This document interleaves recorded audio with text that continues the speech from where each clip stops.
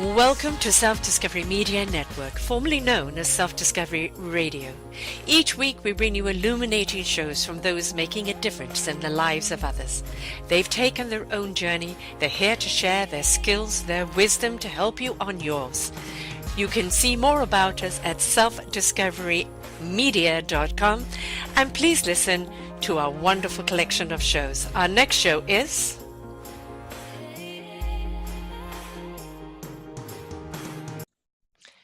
Good morning, good afternoon, and good evening, everybody. Welcome back to another edition of Ignite Your Heart and Soul with me, Sara Troy, here on selfdiscoverymedia.com. Well, I've heard about karaoke car driving, and I've heard about a few other things going on in the car, but I've never heard of podcasting in the car. This is definitely very, very new and very, very unique. And we have today David Calvert, who is the car podcaster. I love the fact that as he's driving in to work, that he will do a podcast and he will interview people, and I think it's rather neat. And he discovered podcasting as a way to express his thoughts, as a way of his own self-discovery, and has numerous shows that he has done himself, just his own perspective, but has got into the interviewing as well.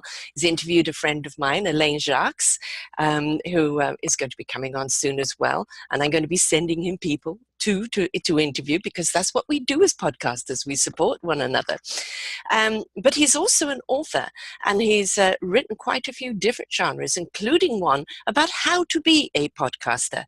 So we're going to take the journey with David today and how this all came about, how podcasting got hold of him, because believe me, once it does. It started off with car thoughts, with David, and now it's escalated into exactly what he's doing now. So he's not in his car today. He's elected to be inside. Maybe we can get a little engine brrrming in the background. How did podcasting happen in your car, David? Well, I mean, at first, I'd started getting into podcasts and listening to them and thinking that was a really cool concept.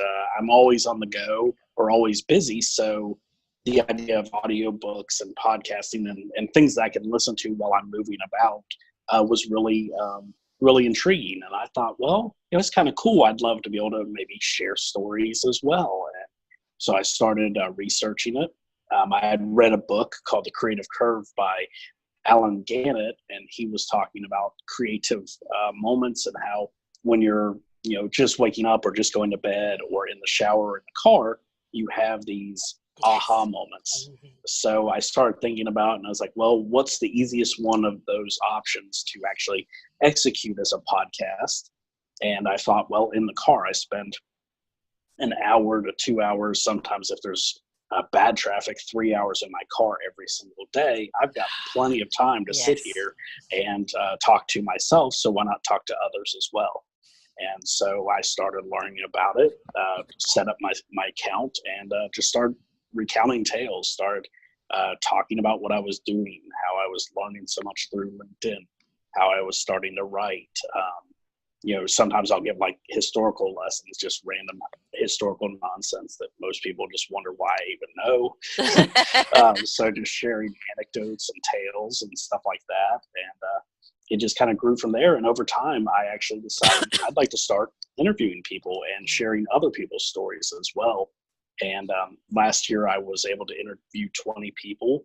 So far this year, I've interviewed, I think, 23. And I've got 8 or 9 scheduled, including one with you next week. So, it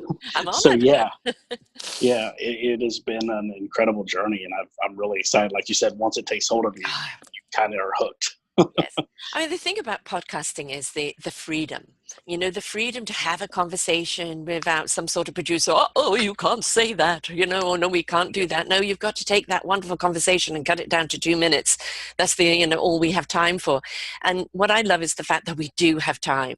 Is start off with kind of talking about who the people are and how they came about doing what they're doing, that as the hour goes on, the layers peel back, and that beautiful soul and heart vulnerability starts coming out in people, and the depths of their knowledge and their wisdom that they've learned through the years, through the process of their journey, it really becomes so illuminating. And I think, by the time we get to that hour or plus end there, we have taken a beautiful dive into those souls, and we come away with, a feeling of such inspiration that is an invitation for us to look at our own lives and think, well, if that person can take that journey, is this something I can apply to myself?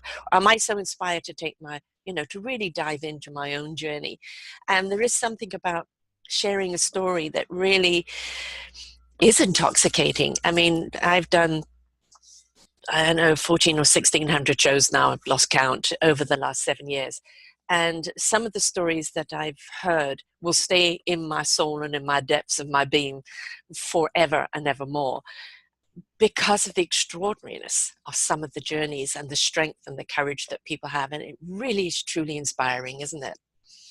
Oh, for sure. I mean, I've learned so much about myself, as well Great as about therapy. other people. Yeah, it's great therapy. And yeah, and like you said, the experiences and the lessons that I've learned from talking to people, through these interviews has just been eye-opening and life-changing, because I've been able to talk to people on a more of an intimate level than you would normally get just having a conversation or because you're there with the intention to interview them, but at the same time it turns into a conversation and the magic, like you said, starts to happen. Yes, and magic does happen, especially if you just allow things to flow. I know, and I'm sure you get this as well. People say, "Oh, these are my 20 questions, ask me," and I just say, "No, it's organic conversations. We are going to address obviously who you are and what you do, but we're going to allow it to flow." And so, I very much feed off my guests and who they are and what they're doing, and I always find it incredibly intriguing of what that spark was. For you, you're hours in the car. What are you going to do with it? You don't want to waste that time. And I know myself when I'm driving, when you're not in rush hour traffic and you've got that open road, of how much creativity starts downloading in you. And it seems such a shame to just waste it on the car, because the car doesn't go to do anything with it. So to be able to put it into a podcast and allow that creative thought just to come piling out of you, because it's so honest and so true. You haven't edited it or dissected it or perfected it for presentation. It's just honest creativity, isn't it? Oh yeah. I mean, it's amazing some of the things I've talked about or had conversations with people about, and then like little things that people notice about the car. Like for instance, I got a really nice noise canceling headset and put that on, and then all of a sudden I start getting messages from people. They're like, "I can't hear the car anymore," and I'm like, "Oh, okay." So on my website, I've actually listed my car as my co-host, because people have actually reached out and said, "Oh yeah, I love just hearing the gear shifting and the turn signal and the rain beating on the roof and the windshield and cars driving past," and they actually get into that like it's part of, like they're in the car with me. And that really is amazing. Yeah, and it's kind of the everyday stage, isn't it? Because I imagine that it would be absolutely really cool to listen to your shows while in the car, because it's like car buddies. The cars, the car's got buddies while you're having this, listening to this great conversation. Though, I mean, you do reach sometimes where the traffic is honk honk and road rage and anything. Have you ever had any interrupters in your shows that have been rather, oops? So far, actually, only one, which actually was on one of my interviews. There was a police car that turned on his sirens, like probably a couple cars behind me, and so in the middle of the interview, the guy was like, "Oh, are you being pulled over or arrested or something?" I was like, "No, there's probably just an accident further down the road. There's usually minor fender benders on this stretch of road, so he's probably gone down there to check on that." And so far, that's the only thing, and it's actually helped a lot with my road rage, because when I'm concentrating on what I'm talking about, like if somebody swerves in and cuts me off, I don't even really notice it or get upset, because I'm just so into the conversation I'm having. So that helps me too in that. Yeah, and a lot of people say, "Well, what about your concentration while you're driving?" Well, I find, because we're so automative with the way we drive, there is, the right brain is very much alert. because it's it knows the patterning or how to do everything. So the creative, the left brain, the right brain can then get creative and keep it busy. And I think that actually we are more alert when both sides, because otherwise sometimes you feel rather like being a droid just driving, don't you? And Yes. how did I get here? Because it just becomes so automated. So being able to fill in that time creatively, it just, I think, really kind of makes the journey of wherever you're going so much more relevant. Oh yeah, and I find that I do actually pay more attention while I'm driving, because I'm sitting there talking, so I'm more aware of the fact that, okay, I'm doing something else. I'm occupying part of my mind with Mm. this. So, I check my mirrors more carefully. I, focus on what's going on around me more often, just simply because I'm doing another task as well. I mean, even though it's just talking, I'm not like looking at the screen like I am now or Mm. something like that. But, I do find that I actually am more engaged while I'm driving as well. The podcasting is something that's really grown quite considerably. It started kind of around mid-millennial, 2005, 6. I've interviewed some people that started off at that point. And, I came to it 2012, and up to that point really hadn't paid much attention to podcasting. And, when I was introduced to it, I was with where we had live shows, which is very challenging. Are yours live or pre-recorded? They are pre-recorded. I Right. record them via the phone call and then upload them after. Right, Yeah. because we were live, and of course, we're in retrograde, and if people don't know what that means, it means that it interferes with the wavelengths of anything, your computer, your radio, your anything. And so, of course, we always used to curse retrograde, because you could be in the middle of a conversation and somebody would drop. And of course, if you're pre-recording, you can save that. But when you're live, it's like suddenly your guest is talking to no one, or you're talking to no one, Um, and of course, it's we have to also understand that the internet, which is what allows us to do this, is still very volatile. It works again on frequency and energy, which can be interrupted. But the freedom to be very organic and very honest without those limitations, the freedom that we get from people to really express themselves deeply, I think is something that really is a way of really honoring the truth. Honoring not only the person's journey and where they are and the truth that they've learned, but if you're talking about something that's going on in life, we're really honoring the truth as we see it without it being filtered. And I think it's the reason why I think it's an ever-growing platform is the fact that we do have that.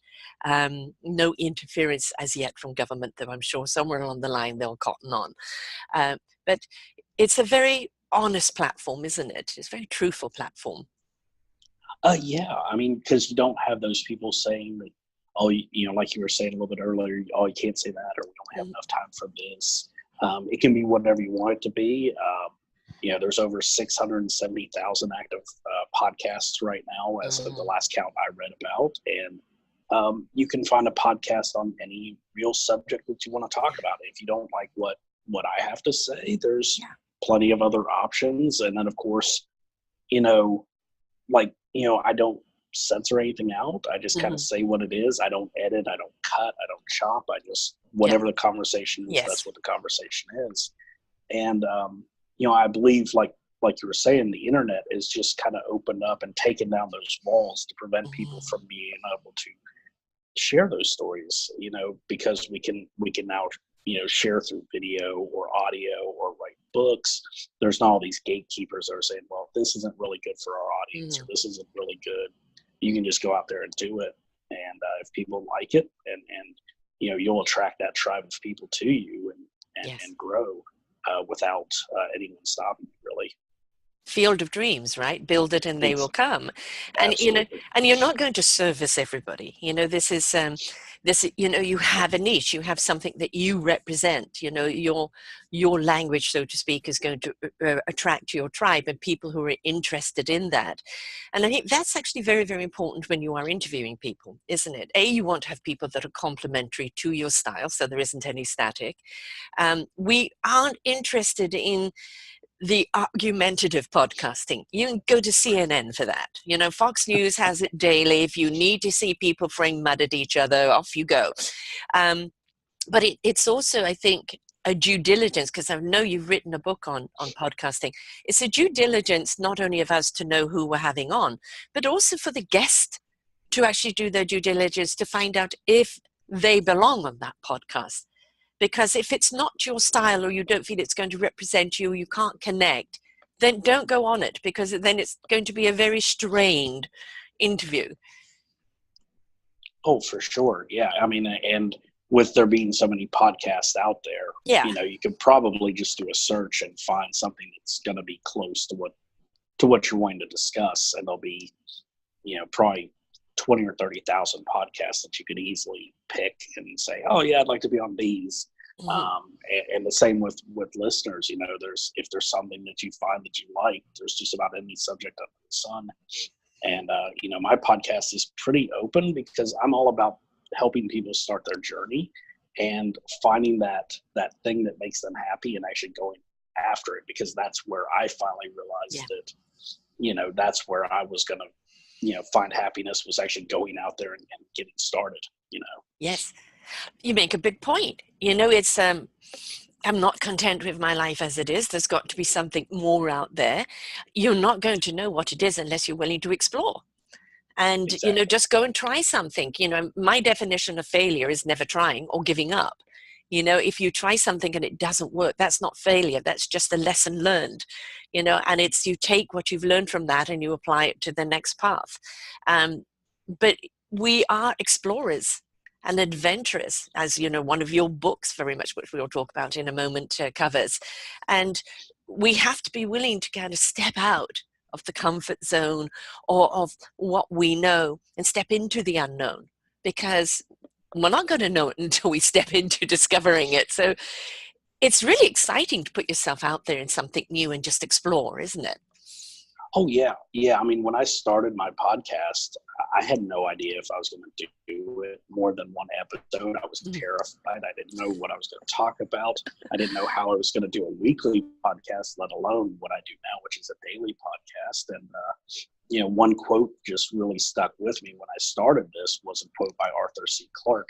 And it says, the only way to know the limits of yourself is to actually go beyond them. And I paraphrased a little bit, but that's basically what he said. And you know, I was like, okay, I'm going to do this. I didn't even listen to the recording, you know, very long. I listened to it just long enough to make sure it wasn't all static. Yeah. You know, like the mic hadn't recorded properly, and then hit upload. And I was like, okay, I just light the match and walk away. We'll see how it does. Well, my first show was catastrophic. It was a Monty Python skit. I pressed all the wrong buttons. And I wasn't connecting. And then I took off the headphones because I thought that was the problem. And I finally managed to connect and be on air. And I live near an airport, and the loudest plane possible went over. And my producer on the other side, you know, do you want to continue to do these? I said, yes. It can't get worse from here. Well, of course, you know, when you're doing live, there's always something that's going to get in there. But I was hooked, definitely hooked. And I discovered so much about myself. You know, as I said, it's a lot to do with therapy, but it's also a lot to do, I think, with the self-discovery, which is, of course, the name of my network. You know, that self-discovery of who you are and how to push to those limits, how to find strength and courage to move forward. And when you interview people that have gone beyond those limits, that have gone through something that we think we never could, and not only got through the other side, but have become so awesome because of it, in their gift to mankind, it really kind of shows us that any restrictions we have are those that were imposed upon ourselves. And that when we're willing to push through and be inspired by these stories, we really discover there's so much more to us, isn't there? Oh, absolutely. I mean, that's one thing that I discovered was just simply that, you know, nobody was telling me. Like, there wasn't a person sitting behind me in this chair saying, oh, you can't do that. It was all in my head. It was all in my mind, you know, saying, oh, you're not good enough. You shouldn't, you know, nobody's going to listen to what you have to say. Nobody's going to read what you write. No one's going to care.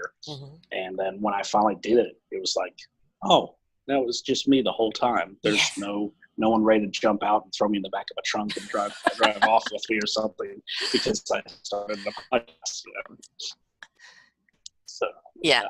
And look what you found about yourself. I mean, how many books now have you written? 9, and actually my 10th one is with my editor right now. She's putting the finishing touches on it, so hopefully next month we'll have that one out. And in what period of time have you written these? I started actually writing in June of last year. So I've actually put all of these books together in the last 6 months or eight months. I've been trying to write my book now for the last 7 years. I haven't got there. Well, it helped. I had a lot of free time on my hands. Yes, clearly. Unfortunately, running a network, no, I don't. But I mean, kudos to you. Clearly, your creative liberation just opened up and just came pouring out, rather like you've done with the podcasting. You just pressed button and went. And I do find that when you open up that creative process, that it's kind of a formula, isn't it? You know which opens it up, and you're just willing just to download it. So many writers may control what they write. So many writers just write and then look back at what they've done afterwards, much like you're doing with the podcasting. Are you that kind of writer? Yeah, I mean, I basically, I started writing like short comments on message boards and blog posts and on social media like LinkedIn and Facebook. And then as I started doing that, other ideas started coming to mind, and it just kept growing and growing. And, my science fiction novel that I just recently had released, it actually came to me in a dream almost. I started actually dreaming about it. Well, not that. I started dreaming about another story, started writing it. And then as I was trying to go to chapter 2, this other whole story just came to me. I was like, okay, I'll just write this right quick, get it over with, and then I'll go back to the book I intended to write. And it was just like, oh, wait, okay, I can't, because this is a much longer book than I anticipated. Right. Because I was thinking like it was going to be like this small short story. Next thing I know, it's 50,000 words, and it's going to turn into a trilogy of books, and I still haven't got back to that other one yet. It's still sitting on the shelf. Not meant to, right? Apparently not. Right. Apparently that was just the catalyst to get me to write this one. Because you're a sci-fi, I don't know, do they call them sci-fi geeks? I'm not sure. I love sci-fi. For me, I come from the universe anyway, so anything that takes us back there, I absolutely love. I have loved science fiction shows and movies since Doctor Who when I was a little girl, and there's something about it, isn't there, that there's so much reflection, obviously, on humanity, and there's so much to learn. But also when you look back on movies and they looked like they were ahead of their time, how much they have an effect on not only our perspective, but on our creativity, on our innovations, on our technology, because so much that we see and we think isn't possible, on a sci-fi thing, suddenly we find we're doing or has been invented. And it's like, which came first? Did the movie inspire the person, or did they download and inspire the movie? But it's a two-way street, really, isn't it? Oh, yeah. Actually, one of my favorite, it's a short story. It was written back in the 40s. It's called A Logic Named Joe. And he actually wrote about today, really. It was really quite astounding, because he wrote about computers and the internet, Siri and Alexa and Google. He wrote about all of these things, because like video calling, like through FaceTime, or like what we're doing right now on Zoom. He wrote about all this stuff. Like, people could actually walk up to, they were called logics. They weren't called computers because they didn't exist back then. But they walk up and ask the computer a question and like, hey, I want to know what this is. And the computer would just say, hey, this is what you need to do. So it was really quite fascinating to think that in the 40s, long before any of this even started coming to be, that this guy thought about this and wrote all this down, and people thought, and it was turned into radio drama. Mm-hmm. It aired like around the same time as War of the Worlds. And it's just amazing to think that, like, going back and reading that and like how this guy, it's almost like he knew what was going to happen. And that's what I love about science fiction, because people can create really anything from nothing.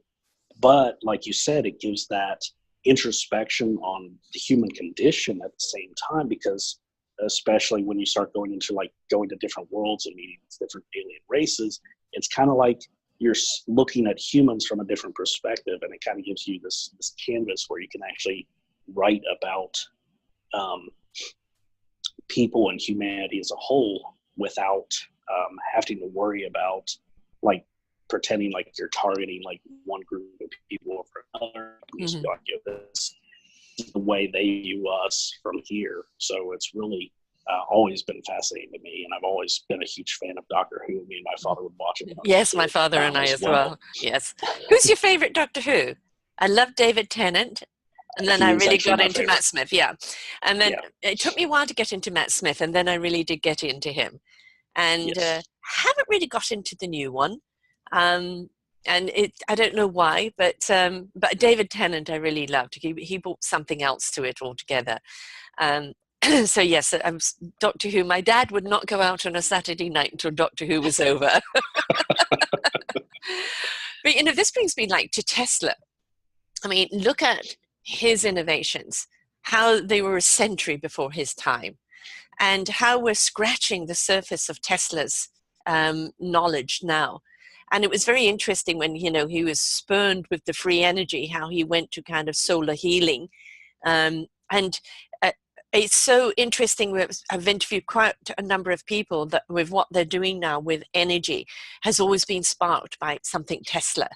And when we do look at sci-fi and movies and things like that, I mean, why does Star Wars mean so much to us? I mean, I'm a huge Star Wars fan. Over Star Trek, I'm more of a Star Warsy. The Force, where we're talking about that positive energy, right? Again, you used as "May the Force be with you," but now we're talking about quantum energy, and we're talking about our raising our vibration and our higher frequency. Well, that's the Force, right? And of course, Avatar, I'm a huge fan of as well. The whole principle and the trees connected and the souls and everything else in there. All of these movies are here to actually teach humanity to be a little bit more human, aren't they? Oh, yes. Or less, maybe less human. I don't know. Yeah, I mean, I think, there's a lot of themes there, the good versus the bad, being conscious of your energy and how you use it for good or evil in those cases.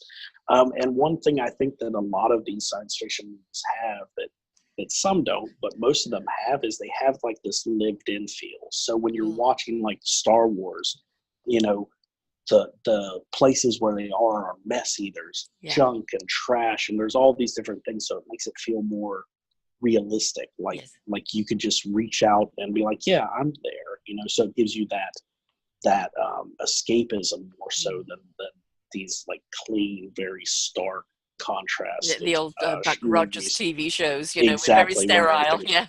Yes, exactly.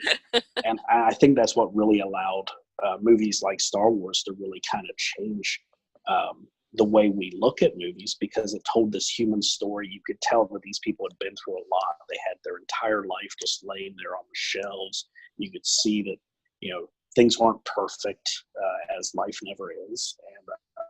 And it was that, like, this is something I can relate to. And I think that's what really helped. I mean, when we look at it, there's always pretty well the same message, isn't it? Good and evil. There's good and evil in us. What are we going to choose? That higher vibration, that love, stepping into the love vibration, being part of the solution and not being so destructive. We're seeing this over and over and over again. And, movies are very much the platform of, the tutorial for humanity. We constantly see Armageddons and movies about having to go to other planets because we've destroyed Earth. Well, why don't we take that into account and go, well, let's not destroy Earth? Because, the movie on Mars or anywhere else doesn't look terribly appealing. So why don't we save what we've got?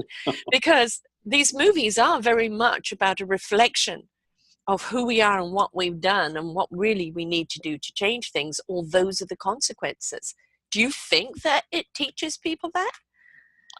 I think it does, because I mean, really, at the end of the day, we have this one planet, and if Mm-hmm. not, um, we've got to kind of figure something out somewhere else to go. And scientists have been searching the cosmos for those magical planets that someday we could perhaps travel to. And Elon Musk is far advancing the space race, as you mentioned, Yes, Tesla. overtaken Branson, yes. Yes, yeah, and Branson, of course, is putting a lot of effort behind it as well, to bring it to the public. And yeah, so I mean, I think really it's good in a way to have those messages, because it reminds people like, hey, if this Earth is gone, we're kind of Screwed. on our own. Yeah. But also, I think, to remind us that it doesn't matter what else out there, because now, of course, with telescopes and things like this and coming back, what we're seeing, we're realizing what a gift Earth is. There isn't anything else out there that's reachable for this human matter, right? Consciousness, we can go to it, but in the human matter, we can't, because this vessel is designed here for Earth. And it's not really designed for long-term travel, being able to get anywhere, because obviously we have a short window of time here. If we could understand the gift that we've actually been given, I think then we would actually, as explorers, not be looking out to where we can move to and destroy next, but how we could actually maybe explore maybe other life forms and look at how, again, there could be that cohesiveness again, that getting to know one another. What do you feel about aliens among us? Do you believe they're here? I mean, I believe that there are so many different things we don't understand Mm-hmm. um, about the species here on this planet. Where we can only communicate on limited levels with other animals. Like with primates, where we've taught them sign language and tried to understand them. So, I certainly believe that there are animals and creatures and potentially even aliens, that would live here, just simply because we haven't the technology to find them. I mean, Right. there's no telling once we get to the bottom of the ocean, what kind of, there could very well still be dinosaurs in existence, that have just lived down there because that was their habitat. Yeah, I had an author, Paula Bates, who wrote Atlanteans, and she was a conduit writer. She said it just poured right through her, and it was a trilogy on Atlantis and the fall of Atlantis and why it fell. And it really somehow resonated with me, because as I said, I've been around a long time, not obviously in this vessel, but my soul. And I think as human beings, I think what sci-fi does is open up our minds to stop walking around with these blinkers, of me, myself, my own little limitations, and understand that we're only scratching the surface of what is really there, and what really makes everything work. And if we became more wondrous, I think that we would actually understand that, yes, space is wonderful to explore, but how much of space is already among us? And if we opened up that, how much more we would discover about ourselves and our abilities. Hence, doing stories on people that have pushed through their obstacles and come out the other side and to step into their beautiful instrument in life. That is because they push beyond their limitations, as you adapt, pushing beyond borders. Why can't we do that with what's going on in the world? Why do we walk around with these silly little blinkers? Yep. Yeah, absolutely. And I mean, I think in a lot of ways, we used to be more wondrous, especially, we spent so much time looking up. We spent so much time, in NASA and trying to go to the moon and all of that. We were so focused on that and the possibilities they could create. And I think with the new space race and all of the advancements that are being made in undersea technology that are being made in flight, we're finally getting to that point where we're imagining again, where we're creating more than what we were. We got into this whole mode of everybody has to grind and do their thing, and nobody looks up, nobody looks down, nobody looks around. They just stay in their lane. And now with all of these fantastic inventions. I mean, I feel like I'm living in the Jetsons every day because I've got a little robot that vacuums my floor for me, Yes. So I would I like the find that car and the suitcase, though. that would be fantastic as well. But yeah, I mean, I think about like things when I was a kid. I used to watch Yes. these cartoons, and I'm like, that'd be so cool. And now I just reach over and I press a button, and my floor gets vacuumed, and I sit, work away on my computer on my next podcast episode. Yeah. So yeah.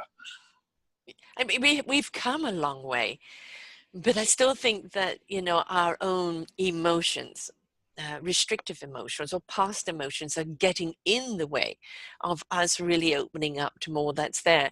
And I think, through podcasting, the more we talk about it, don't put stigmas on it, don't look at that, oh, that person's weird. Maybe. I mean, maybe we have to be weird to live here. I think that's part of a requisite, be a little crazy. Otherwise you can't survive. But with the conversations through the podcast, if you're willing to listen with an open mind, an open heart, we start broadening that whole perspective of maybe, what they're talking about is really out there. And maybe now my eyesight or my antennas will start paying more attention to what's around me. And I'll start picking up on things that have always been there that I've never seen.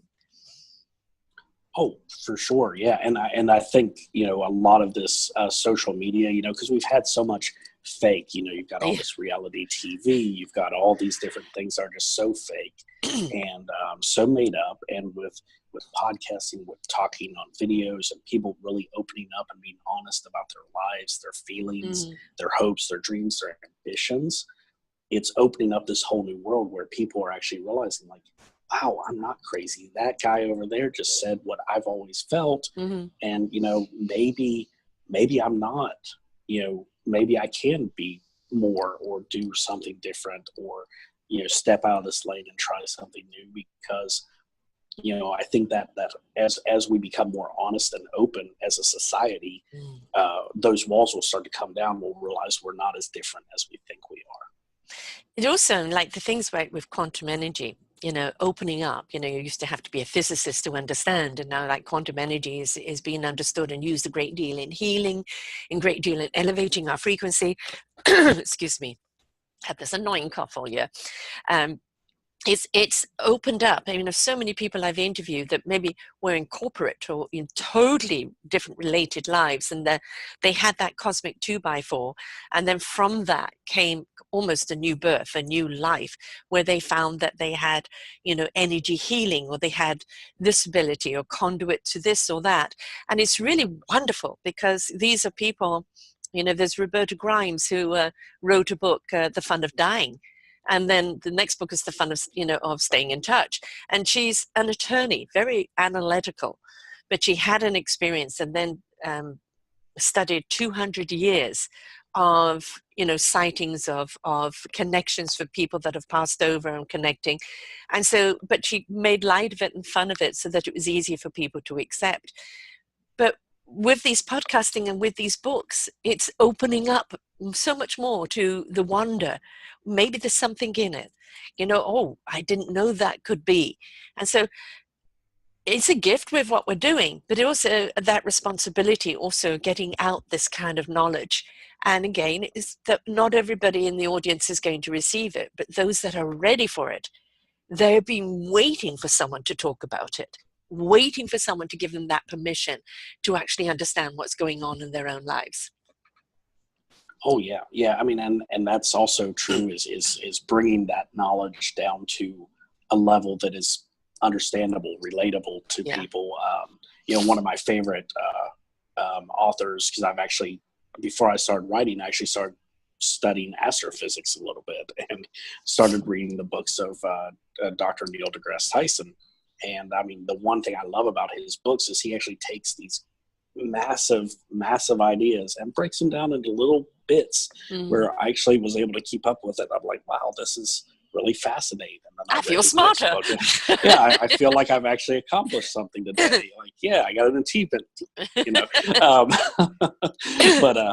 but yeah, I mean, and that was, that was really intriguing. And I think that as more people do that, like you were saying with the other books, is just making it to where people can understand it, and where they don't feel like, I could never learn that, like looking at a huge board full of a bunch of equations of Right. math and being like, I got nothing. I Yeah. see a bunch of letters on there. Totally gobbledygook, as we used to call it. Exactly. It is fascinating, the kind of people who you would think that just, never would take this path, and then and again, because of that redirection, and now on this other path, and so true to what they were here to do. And it's, I mean, we have the terminology in English of chalk and cheese, and their lives literally are chalk and cheese. They're so utterly different. But it's also, I'm a knowingness teacher, soul, heart, and spirit knowingness. And when we actually step out of our intellect, our academic intellect, and allow the soul and the heart and the spirit's intellect to come through, we will know what we need to know when we need to know it, because that channeling of information, either from our database or from the universe, is always open to us. It's up to us to get out of our own egonic academics or intellect, and allow this knowledge to come through. Not second guess it. It's there for a reason. Do something with it. I think more and more we're seeing more people open up to that, aren't we? Oh, for sure. I mean, yeah. I mean, there's so many people that are just realizing, like, I was here and I was miserable, or I wasn't in line with what I was supposed to be. My life wasn't where I wanted to go. And then just total right turn and ended up in some other field. I mean, I've been in IT for most of my life, and I'm just like, wasn't happy, not necessarily with where I worked, but just with the work itself. And I was like, I'd really like to do something else, but what? Yeah. And just started writing, just started podcasting, and I was like, wow, this is my fulfillment. This is, Yes. everything I needed to know, and to actually be happy, and to find that flow of energy that worked for me, that was where I was supposed to be, was there all along. I just had to finally, like you said, take off the blinders and look, oh, okay, yeah, it's over here, and actually accept that. And then, the knowledge that I needed came to me, like you said, because people started reaching out to me and offering me help. And so those opportunities, that information, the hows, the wheres, the whens, the whys, all were answered, because as I was taking that journey, other people saw me along the way, and came into my life at that point, because that's where I was supposed to meet them, not over here. Yeah. And everything that you have done is not wasted, because the knowledge, there you just, tools and skills get moved over into a different application. But when you're doing something from the heart and the soul of it, when you really do connect with something, heartfelt, that spirit of yours just flies. And then you just realize, my gosh, I didn't know I could do this. I am loving it. This is a reason to get up every day. And this is really where we want humanity to be. We don't want people to be, in service, as a slave servitude. We want people to be in service with each other with their beautiful gifts. I always refer to our self-discovery as discovering what our instrument is, perfecting that instrument enough to bring to the orchestra of life, and finding that orchestra where we can create harmonious music that is invitational to others. We are meant to be of service to one another. That's what we're here for. It is about the collaborative, the community, but it's not about us being as one and then abstaining from any responsibility. It's about us stepping into our own responsibility to discover what we're here for, what is our gift, and how to share it. And when we do, that is kind of, now there's a reason for my life, right? There's a connection for it. And it's really wonderful. It's really wonderful. So, whatever discovery somebody's got to make, we both encourage people just to step out and explore, right? Oh, yeah, yeah. And I mean, and that was one thing that I'd actually talked with Lachelle about, was actually, if we weren't meant to be together and to work with one another and to help one another, we all wouldn't be on the same planet. We'd be somewhere else. We'd be all on our own little islands and all by ourselves our whole life. And that's just not the case. we're all in this thing called life together, Mhm. and we need to make the best of it, and to do what our purpose is, to do what we're called to do what, to fulfill the why of the reason we're here, to make the next generation better, Yeah. to bring about, love and happiness, and mend, this world that's been so broken by all of that negativity and Mm. everything else like that's on the news every day. Saturated. You can understand why, the whole of North America is depressed. Yes, stop watching the news. I watch Trevor Noah and Yes. Colbert. That's the only way I can manage to get it to know anything. Because if I can't laugh at it, I'm going to go, ah! You're in IT, so you have seen how technology has risen. And, with everything that's so innovative, the pendulum swings too much one way before it finds a happy medium and a happy balance.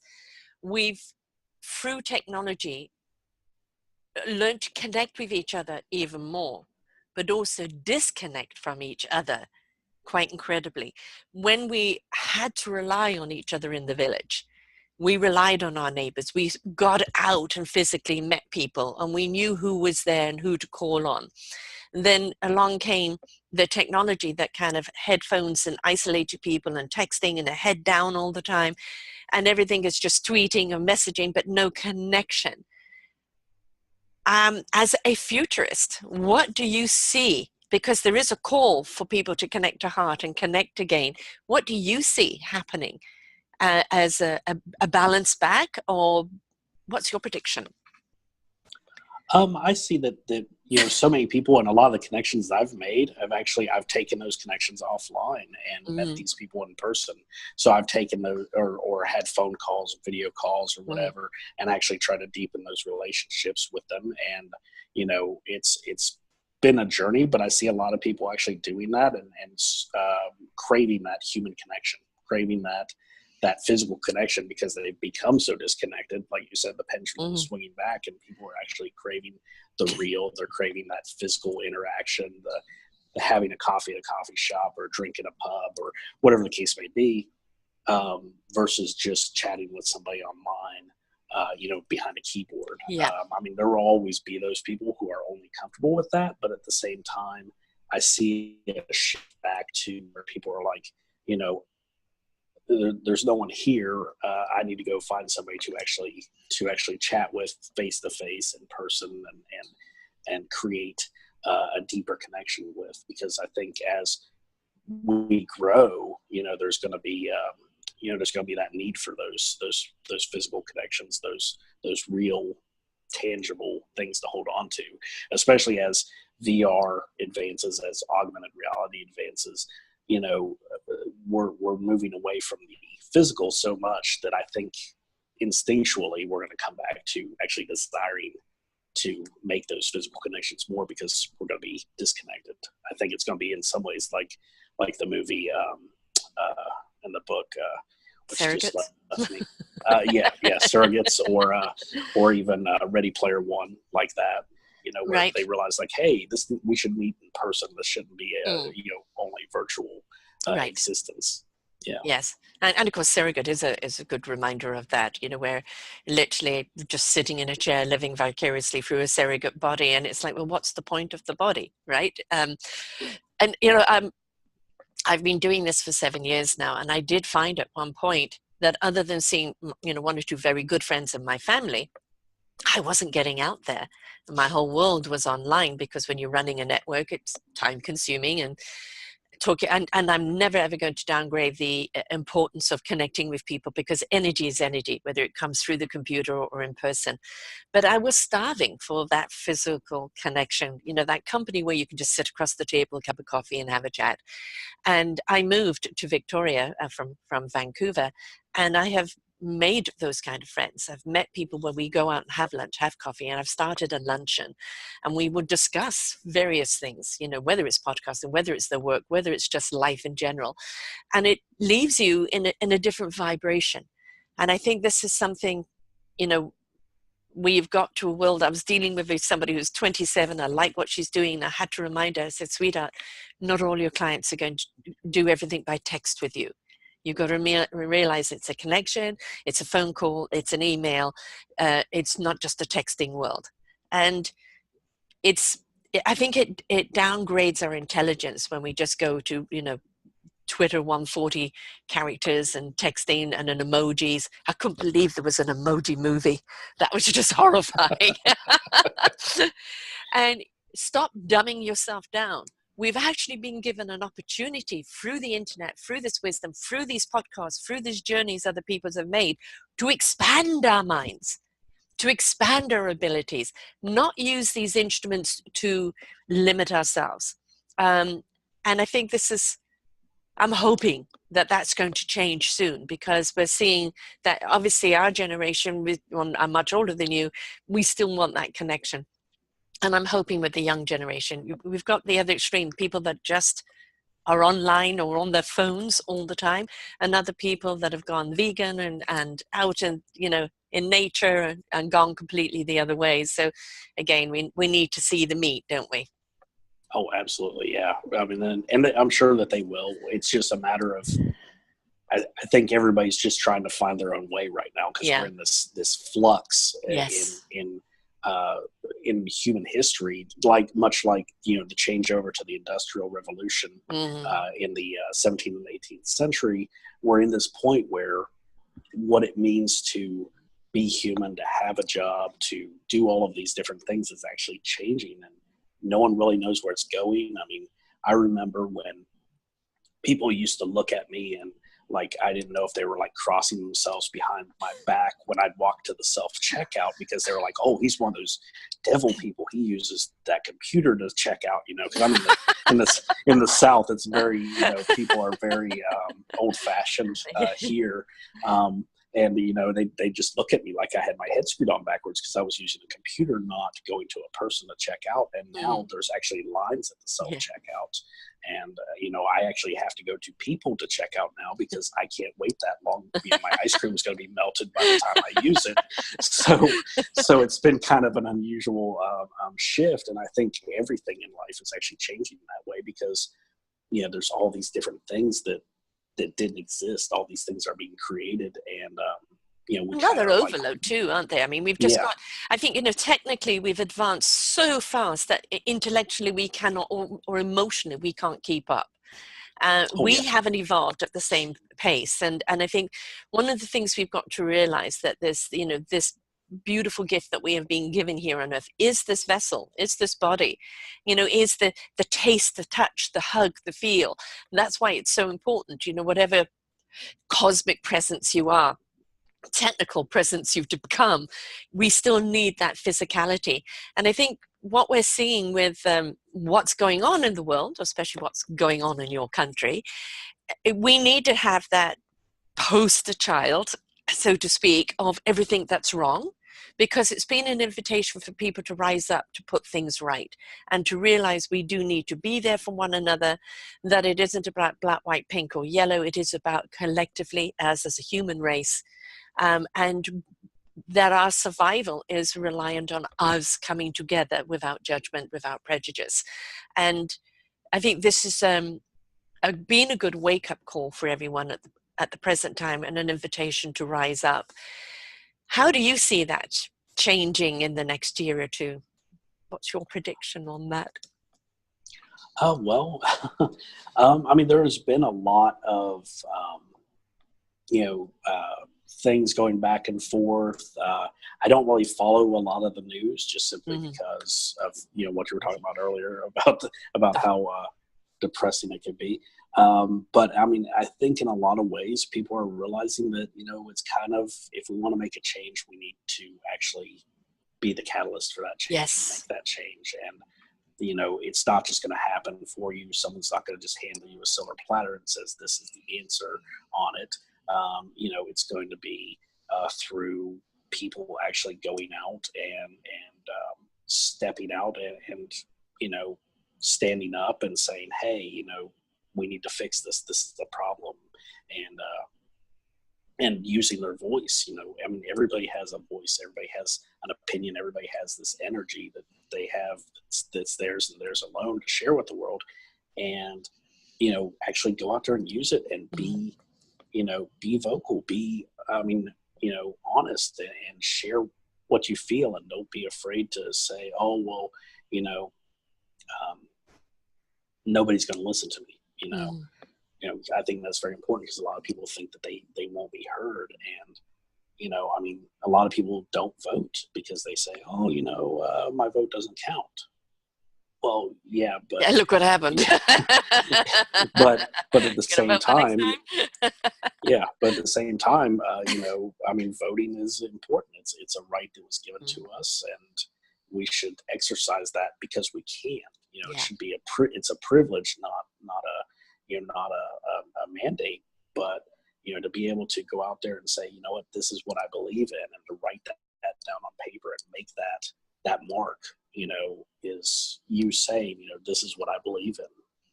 And I think Yeah. that's a lot of people are starting to realize that that's something that they need to do, in small matters and in larger matters as well throughout this world. It's kind of taking accountability for our own lives, our own choices. We've had this, pointing the finger at government and everybody else. And we've got to realize three fingers are pointing back at us. And, it's, well, what are you doing about it? What are you doing about your own life? Are you part of the problem or the solution? And, your voice does matter. You do matter. And this whole fear, like you had, would anybody listen to the podcast? Will anybody read the books? It's just put it out there because you're speaking to someone, and somebody is needing to hear what you're having to say. And I get, oh, I'll only come on your show if you have 10,000 followers. And I said, then you're the wrong person for the show. Not because I don't know if I have 10,000 followers. I don't go by numbers. I want the people who are going to have an impact on one person's life. And that one person, through their own self-discovery, their own empowerment, are going to have an impact on other people in their lives. I believe in the domino or the ripple effect. If it has a bigger impact on larger numbers, hallelujah. But I think what we've got to stop doing is oh, I've got 10,000 followers on Facebook. Well, that doesn't mean they're all listening to you, or that when you post, it's all getting to there, because we know the algorithm doesn't work that way. And if we stop looking at that big egonic need to have all these followers and look at what impact are you having on the small amount of people in your lives or in your community, in your vicinity, then I think we'll find that we're actually far more empowering that way, aren't we? Yeah. And I think, and it's kind of funny because this goes back to a science fiction movie, The Core, which is, they were talking about trying to save the world, and they're like, no, you can't save the world. You can't think like that. It's too big of a task to say that you're going to save the world. You got to save your wife and your daughters and your friends, and think of it in smaller terms, because if it gets too big, you're just like, you're going to get lost in the task of it, because it's going to seem too huge. It's going to be like, trying to hold up the world by yourself, when really, if you can change one person's life, and they can change one person's life, and they can change one person's life, and it keeps going, like you said, in that ripple effect, it actually will make a massive impact. And all you had to do was change one person's life, change one person's mind, and everything else fell into place, instead of trying to go out there and change 10,000 people's minds. And, well, you might get a couple, maybe, but, if you individualize it, if you make your focus, if I can just help one person, and once you've helped that one person, that feels good. Okay, now I can help another, and I can help another, and you can just keep going. And that's always been my focus with the podcast, is if I can help one person get over something, or help them start that journey, that's one more person that's actually living a life that they actually enjoy and that they find valuable, and more value in than there was yesterday. We know how these people have had an effect on us and our lives and the way we. So for those that choose to listen, and of course, we both do longer interviews. I'm not the 10-15 minute interview. For me, I want to honor your journey, honor your stories. It's hour plus. If you are willing to listen and understand the gift that you're receiving, the wisdom, the knowledge, the love, the journey, and you'll see how much it reflects in your own life. You'll realize what a gift it is to you. But if you're looking for the quick downloadable app in life, No, it's not going to happen. You've got to be willing to participate in your own life. Take the time to listen, to learn, to apply, and become, because that's what we're here to do. And through podcasting, through shows like yours, shows like mine, the people that we bring on, we've both interviewed Lachelle as well, a sweetheart. I mean, bless her heart. I'm an asthmatic. In the middle of the interview, I had an asthma attack, which I've Oh, never had before. And doing videos, I never realized how much my face contorted. And then she's just so calm. That's okay, dear. Take your time, dear. Just breathe, dear. And, this is not something you want in the middle of the interview, but she was so beautiful about it. And that's the thing, we're two humans talking to one another, right? It doesn't matter what your position is in life, it's we're two souls talking with one another. Stuff is going to happen along the way. Don't try and delete it and fluff it up. Own it, right? Own it, because it's part of being human. And it gives other people permission to be human instead of this superhuman illusion that's got us into trouble. yes, yeah. So tell us about your books and how people can get hold of them. Okay. All of my books are available on Amazon. They are also in the process of being available on iBooks as well. I've got, I think, 4 of them converted over. And I write a combination of self-help books and science fiction books. I've got several science fiction short stories. And then, of course, my science fiction novel, which is called Hurtling Towards Home, A Story of Hope.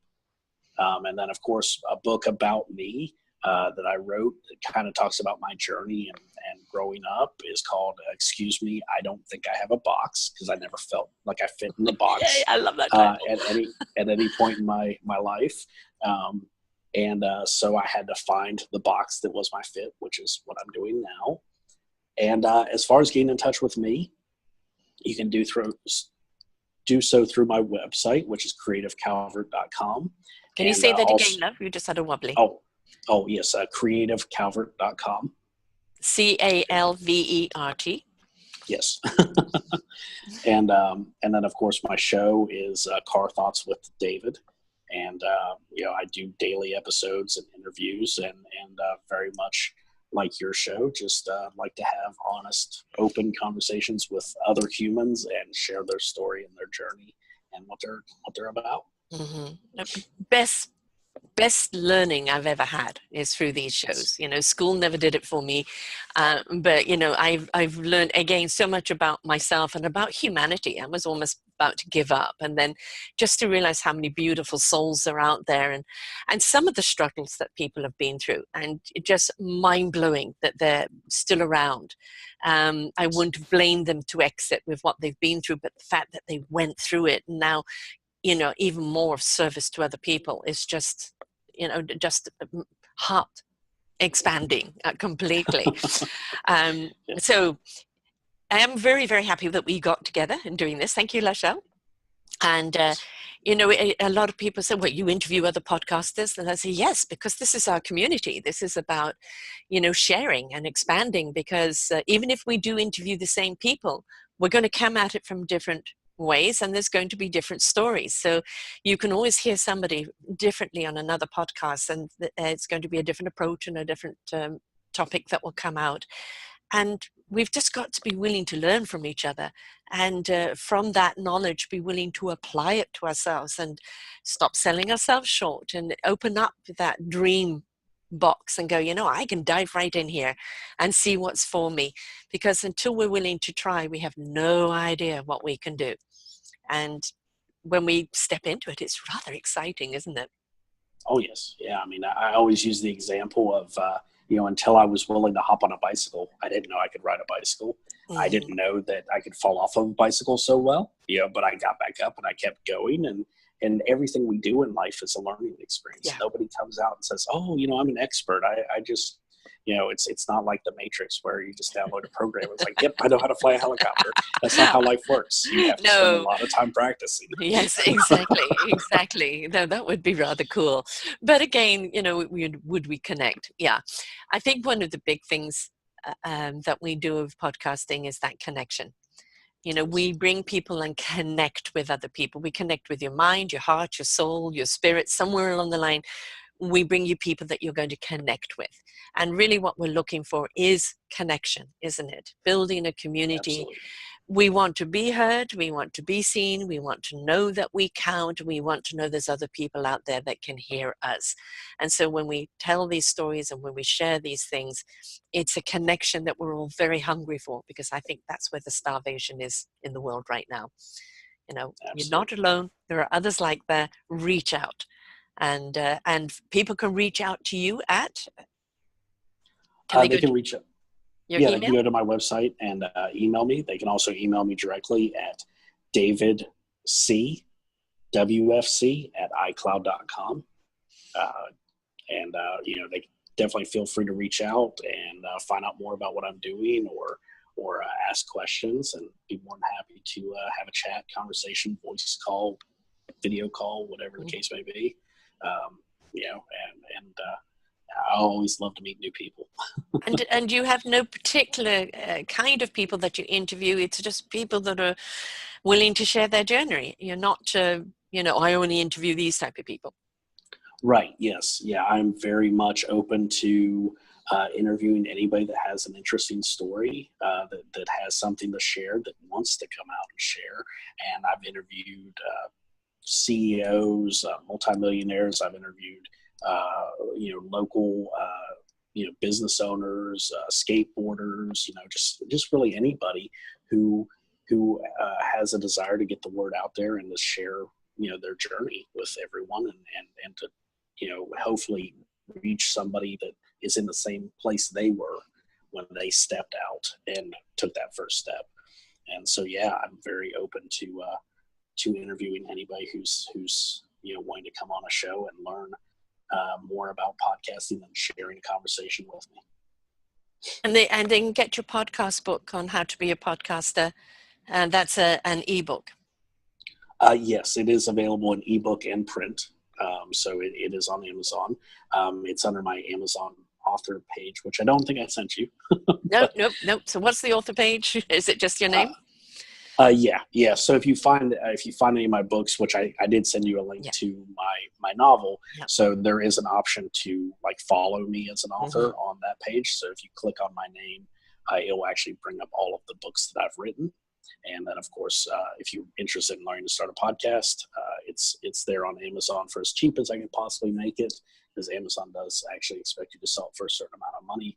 In ebook form, it's 99 cents, and in print, it's I think $5.38. That was the absolutely cheapest I could make it. So yeah, and I make 12 whole cents off of that. So right, wow.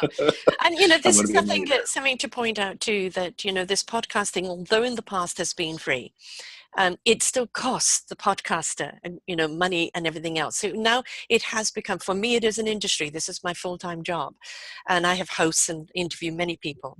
And people got to understand that if people charge for podcasting, as long as you're delivering, that is okay, and as long as you're not going exorbitant because you can't deliver what you've promised. But it's understanding that this is time out that they're giving you, and a platform that they're giving you. And so there has to be some respect for the podcaster as well, to actually understand the value of their time, which can e-commercely be rewarded on. We're no longer into that paradigm where everything should be free, and I won't come on your show unless it is, because then they're not respecting your time. So that's a little adage to add to the podcasting etiquette there. And if you are a guest, please turn up. If you are not, well, make sure people have plenty of time. Don't take it for granted, right? This is, there's some etiquette there as well. So a few tips there too. Been wonderful speaking to you, David. And I look forward to being on your show next week. And very glad that we got connected. And I just love the fact that you do it out of your car, but also that you just were willing to jump into it and let it be.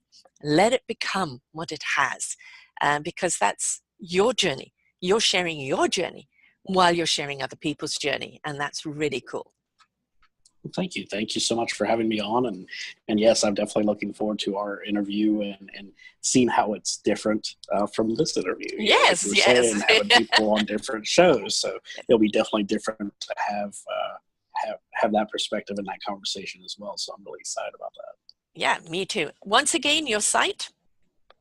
It is creativecalvert.com. And you can find everything out about me there. There's links to my show. There's links to my books.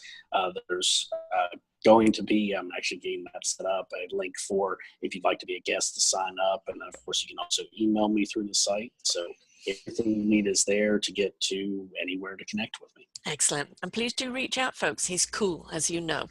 So, and this has been really wonderful. And so, folks, there's a good lesson here to be learned. Both of us just jumped into something that we had no idea if we could swim or not. Yet we just, stepped right into it, let it take us where it needs to. And obviously through time, we've perfected it into a different way and expanded on it. But we've been so inspired by what we're doing and the people we're interviewing. And so we know that you will be, and how these people can have a positive effect on your life. And so just be willing to tune in. You can listen to it in your car, on your way to work, or when you're jogging, or even in the shower, because I know you did one in the shower as well. Whatever way you want to listen, that's okay. So until next time, folks, I really do hope you spread your wings. Bye-bye for now. We hope that you enjoyed the show. To hear more of these wonderful shows on selfdiscoverymedia.com, just look up our podcast genre list. You will see many shows archives there ready for listening. Don't forget to share these wonderful shows. And if you wish to be a guest or a host, or you have an organization that needs to be highlighted, contact us at info@selfdiscoverymedia.com. Bye for now.